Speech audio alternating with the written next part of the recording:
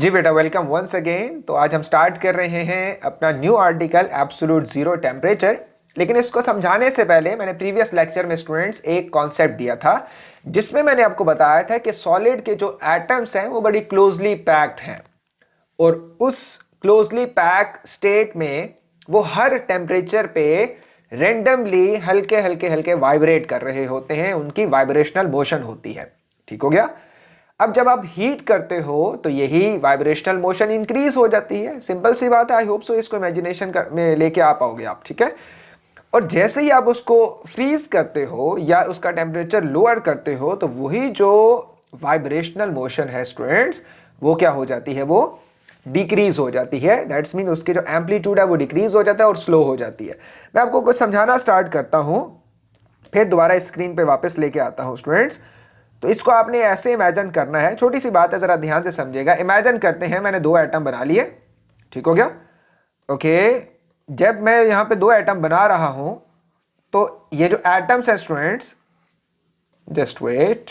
Okay, ये जो atom है स्टूडेंट्स, ये आपस में स्ट्रॉन्ग बॉन्ड बना के यहाँ पे बैठे हैं। ये इधर बैठा है, ये इधर बैठा है। यहाँ पे और एटम है और किसी और पोजीशन पे और आपको एटम्स मिल जाएंगे। ठीक हो गया। ये एटम स्टूडेंट्स क्या कर रहे हैं, ये एटम बेटा हल्के हल्के हल्के वाइब्रेट कर रहे हैं। तो मैं इनकी वाइब्रेशनल मोशन जो है ये मैं रेड पेन से बना देता हूं कि ये इतने एम्पलीट्यूड पे क्या कर रहे हैं, वाइब्रेट कर रहे हैं। ऑल राइट, ठीक हो गया। हर डायमेंशन में ये वाइब्रेट कर रहे होंगे, रेंडमली वाइब्रेट करते हैं। ठीक है बेटा। ओके, अब जरा ध्यान से देखिएगा। ये जो इस टाइम टेम्परेचर है सराउंडिंग का स्टूडेंट्स, ये है 10 डिग्री सेंटीग्रेड, जिस पे ये हल्के हल्के माइक्रो लेवल पे ये वाइब्रेट कर रहे हैं। अब बेटा अगर यही मैं 10 डिग्री से मैं कितना कर देता हूं, 1 हटा दूं और 0 कर दूं, तो आप एग्री करेंगे कि सर अब जो मूवमेंट है वो इतने लार्ज एम्पलीट्यूड पे तो नहीं होगी, होगी जरूर, लेकिन इतने लार्ज एम्पलीट्यूड पे तो नहीं होगी। सॉरी, ओके, तो लार्ज एम्पलीट्यूड पे तो नहीं होगी, लेकिन वो कुछ ना कुछ हो जरूर रहेगी। ऐसे फॉर एग्जाम्पल अगर एक एटम है, स्क्रीन चेंज होगी, सॉरी। ओके, तो अगर वो 0 डिग्री सेंटीग्रेड पे बेटा, तो पहले अगर वो ज्यादा वाइब्रेट कर रहा था ज्यादा एम्पलीट्यूड पे, तो अब बेटा वो क्या करेगा, अब वो हल्का हल्का वाइब्रेट करेगा। एग्री। जिस तरह मैं ये यहाँ पे एरो बना रहा हूं, तो आप देख रहे हो कि इन एरो का जो मैग्नीट्यूड है इन एरो का वो मैंने कम कर दिया। अच्छा बेटा, अब जरा ध्यान से समझिएगा। इसी एटम का अगर मैं क्या कर दूं, ये टेम्परेचर -50 कर दूं, तो यही जो इनकी वाइब्रेशनल मोशन है पहले ज्यादा थी स्टूडेंट्स, अब मुझे इतनी करनी पड़ेगी। एग्री। ठीक हो गया।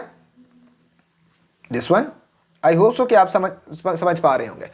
और जैसे जैसे मैं इनको क्या कर रहा हूं स्टूडेंट्स, इनको टेम्परेचर इनका लोअर कर रहा हूं, इनके दरमियान जो स्पेसिंग है ये स्पेसिंग भी क्या होती जा रही है स्टूडेंट्स, कम होती जा रही है। तो पहले अगर एटम दूर था तो अब मुझे एटम कहां बनाना पड़ेगा, बहुत करीब बनाना पड़ेगा। तो देखिए मैंने काफी करीब बना लिया है एटम। ठीक हो गया बेटा। अब ये टेम्परेचर मैंने कितना कर दिया, -150 से -150 पे ले आया। तो आप अगेन कहेंगे कि सर ये जो वाइब्रेशनल मोशन है अब ये और लोअर हो जाएगी, और अब मैं बेहतर है कि मैं क्या कर दूं कि इस जगह पे मैं बजाय इसके कि बड़े बड़े एरो बनाऊं, मैं छोटे छोटे एरो बना देता हूं। इजी हो गया। और इनके दरमियान स्पेस और कम हो जाएगी। एग्री। तो बेटा जैसे जैसे आप देख रहे हो कि मैं टेम्परेचर डिक्रीज करता जा रहा हूं, दो बातें हो रही हैं। ये रफली मैंने आपको समझाया, आई होप से मेरी बात आप समझ पाए होंगे। इनकी वाइब्रेशनल मोशन ये क्या होता जा रहा है, इसके एम्पलीट्यूड लेस होता जा रहा है। ठीक हो गया। दूसरा ये कि इनके एटम्स के दरमियान स्पेस कम होती जा रही है स्टूडेंट्स। ठीक हो गया। ये दो बातें मैंने आपको यहां पे समझा दी। आई होप सो ये चीज अब आपको समझ आ गई होगी। अगर यही टेम्परेचर स्टूडेंट्स जो मैं अभी -50 तक ले गया, अगर यही टेम्परेचर मैं -273 डिग्री सेंटीग्रेड कर दूं स्टूडेंट्स, कितना कर दूं, इसको रिपीट करें, -273 डिग्री सेंटीग्रेड या Celsius, -273 Celsius. So what will happen, वो जो एटम्स वो जो वाइब्रेट कर रहे थे, हल्के हल्के हल्के हल्के वाइब्रेट कर रहे थे -150 पे भी, अब वो बिल्कुल सीज हो जाएंगे और उनके पास मिनिमम काइनेटिक एनर्जी हो जाएगी या 0 काइनेटिक एनर्जी हो जाएगी। क्लियर हो गया बेटा। कौन सा टेम्परेचर हुआ, ये -273। इस टेम्परेचर को क्या कहते हैं, एब्सोल्यूट जीरो। इस पे क्या होता है, एटम्स के पास मिनिमम काइनेटिक एनर्जी होती है। ओके हो गया। सो इसको एक दफा पढ़ लेते हैं। When the temperature is reduce the average kinetic energy of the particle reduces eventually when the temperature is reached where the particle motion ceases the kinetic energy of the particle is zero slash minimum we call this temperature absolute zero temperature. और इसकी value क्या होती है बेटा -2 से। Paper में क्या लिखोगे, absolute zero refers to the lowest possible limit where all particles motion stops almost completely and have minimum kinetic energy. So ये जो येलो कलर के स्टूडेंट शेड मैंने किया हुआ है, ये बहुत ज्यादा इंपॉर्टेंट लाइन है। आपने इस लाइन को अच्छी तरह कॉपी कर लेना है, इसको अच्छी तरह याद भी कर लेना है। सो इस टेम्परेचर पे क्या होता है, मॉलिक्यूल्स की एवरेज जो काइनेटिक एनर्जी होती है, सॉरी, वो कितनी हो जाती है, मिनिमम हो जाती है। अब यहां देखिए जरा, इस एनिमेशन को देखें। जैसे जैसे टेम्परेचर बेटा लोअर होता जा रहा है, एटम्स के दरमियान स्पेसिंग खत्म होती जा रही है। पहले एटम ज्यादा स्पीड से मूव कर रहे थे, अब बेटा कैसे मूव कर रहे हैं, बड़े स्लो स्लो और एक दूसरे के बहुत ही ज्यादा करीब आ चुके हैं। वो टेम्परेचर जहां पे हमें मिनिमम काइनेटिक एनर्जी मिले, मिनिमम वॉल्यूम मिले, और इसके साथ साथ एटम्स की वाइब्रेशनल मोशन भी स्टॉप हो जाए, इस टेम्परेचर को हम कहते हैं एब्सोल्यूट जीरो टेम्परेचर। लेकिन स्टूडेंट्स, आपको थोड़ा सा हैरान कर देता हूं कि ये सिर्फ थ्योरेटिकल बात है। अभी तक प्रैक्टिकली या एक्सपेरिमेंटली इस टेम्परेचर को अटेन नहीं किया जा सकता और नहीं किया जा सका। हो सकता है इन फ्यूचर में इसको किया जा सकता हो, या कोई साइंटिस्ट, इसको लॉर्ड कैल्विन था जिसने ये आइडिया दिया था, हो सकता है इन फ्यूचर कोई साइंटिस्ट इस टेम्परेचर को मेंटेन कर ले, अटेन कर ले, इजी हो गया। लेकिन अभी तक ये थ्योरेटिकल बात है, इसको इसके क्लोज तक काफी कोशिशें की हैं, लेकिन अभी तक इसको अटेन नहीं किया गया इस टेम्परेचर को। ठीक हो गया। हम क्यों ऐसा कर रहे हैं, इसकी बहुत से एडवांटेजेस हैं। बेसिक्स एडवांटेज आपको ये समझा देता हूं कि जो वायर से करंट गुजर रहा होता है, ये वायर्स हीट अप हो जाती हैं just because of the atoms vibrate कर रहे होते हैं, कोलिजन्स की वजह से इंक्रीज हो जाए। अब खुद सोचिए, अगर एटम वाइब्रेट ही नहीं कर रहे तो क्या होगा, हमारे पास रास्ता ओपन हो जाएगा, हमारे पास सुपर कंडक्टर बनना शुरू हो जाएंगे जो कि जीरो रेजिस्टेंस में हमें वर्क करके देंगे। ठीक हो गया बेटा। इसके साथ साथ और बहुत सी ऐसे एडवांटेजेस हैं जो कि हम एब्सोल्यूट जीरो टेम्परेचर पे ले सकते हैं। इवन ये जो वाटर है, ये भी अगर एब्सोल्यूट जीरो पे, ऑब्वियसली वैसे तो सॉलिड बन जाता है, लेकिन अगर हम एक फ्लूइड को लो टेम्परेचर पे परफॉर्म करवाएं तो वो जो फ्लूइड जिसकी विस्कोसिटी हमें ज्यादा फील होती है हाई टेम्परेचर पे, नॉर्मल टेम्परेचर पे, अगर लोअर टेम्परेचर करके हम चेक करें और उसको लिक्विड ही रहने दें, किसी न किसी खास तरीके से प्रेशर इंक्रीज कर दें या कोई ऐसा हम आइडिया लगा लें जो कि आगे जाके मैं आपको समझाऊंगा, तो वहां पे आपको ऐसा लगेगा कि जैसे वाटर बिल्कुल आपका हाथ जो है वो स्मूथ वाटर से गुजरेगा। इसका मतलब है कि लोअर टेम्परेचर पे मटेरियल किसी और तरह बिहेव करता है, हाईयर टेम्परेचर पे मटेरियल्स किसी और तरह बिहेव करते हैं। ठीक हो गया बेटा। सो ये 2-3 बातें मैंने समझा दी। अगर आप इसकी ज़्यादा डिटेल्स पढ़ना चाहते हैं तो एक दफ़ा यूट्यूब पे सर्च आउट कर लें और डिफरेंट साइंटिस्ट की कुछ बातें सुन लें तो आपको मज़ीद इंफॉर्मेशन भी मिल जाएगी। सो फिलहाल के लिए मेरे ख्याल से इतनी इंफॉर्मेशन, डेफिनेशन और कॉन्सेप्ट काफ़ी है। जी बेटा, नेक्स्ट टॉपिक स्टार्ट होता है हमारा फेज ट्रांजिशन का।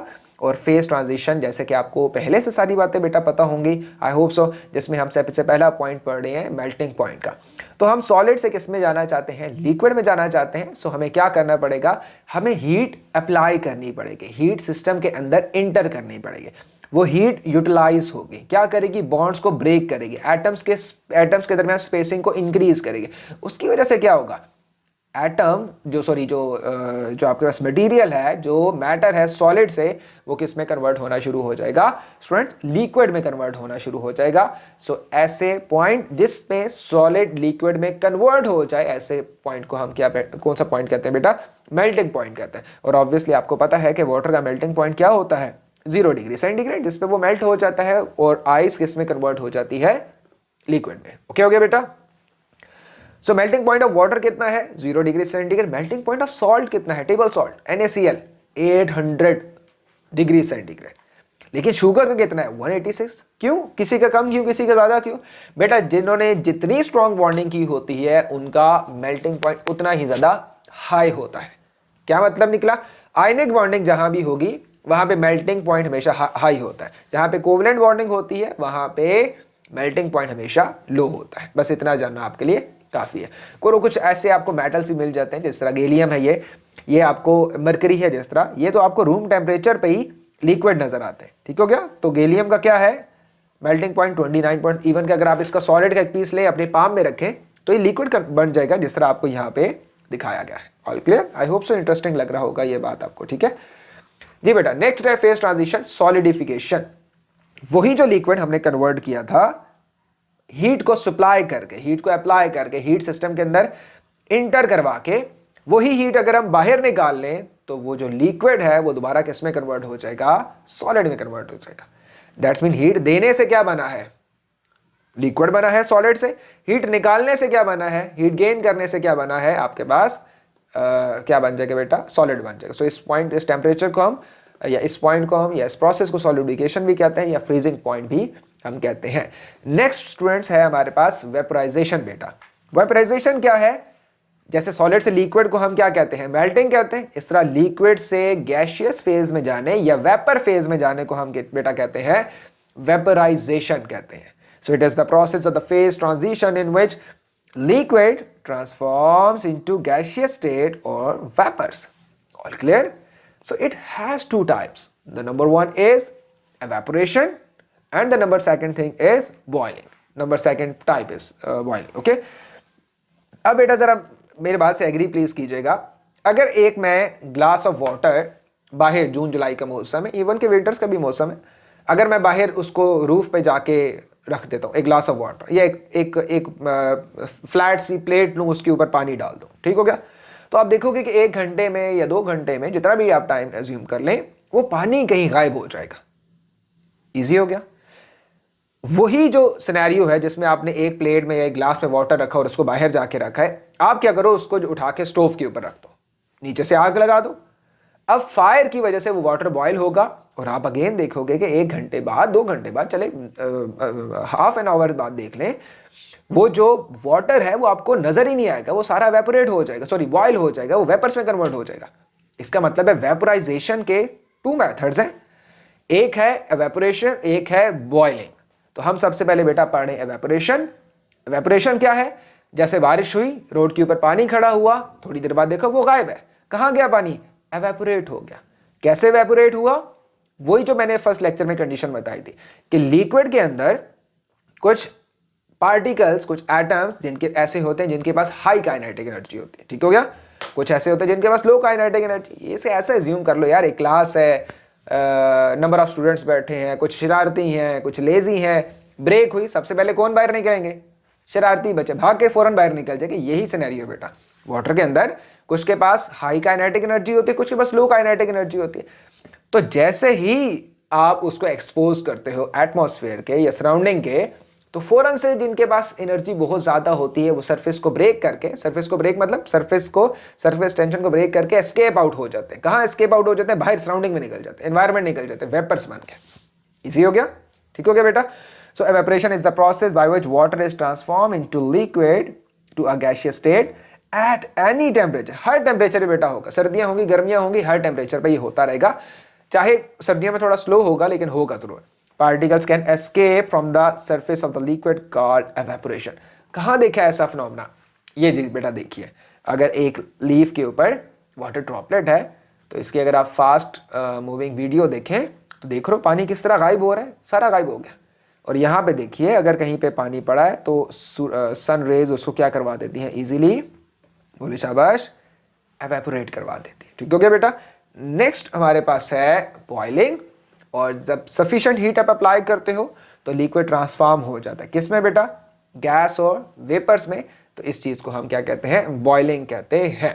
नेक्स्ट आपके पास बेटा कंडेंसेशन आ जाती है, जिसमें जब आप सफिशिएंटली कूल करते हो गैस को तो वो दोबारा किस में कन्वर्ट हो जाती है, लिक्विड स्टेट में कन्वर्ट हो जाती है। और ये तो आपने बहुत दफ़ा देखा है बेटा ऐसा, जैसे आप अगर विंटर्स में गाड़ी में आ रहे होते हो तो वो जो गाड़ी के अंदर की साइड जो विंडो है उसमें वाटर की लेयर जम जाती है, ऐसा है ना। और आप अगर उसको हाथ लगाओ तो उसके ऊपर बच्चे नाम भी लिख रहे होते हैं, इस किस्म की छोटी छोटी शरारतें कर रहे होते हैं।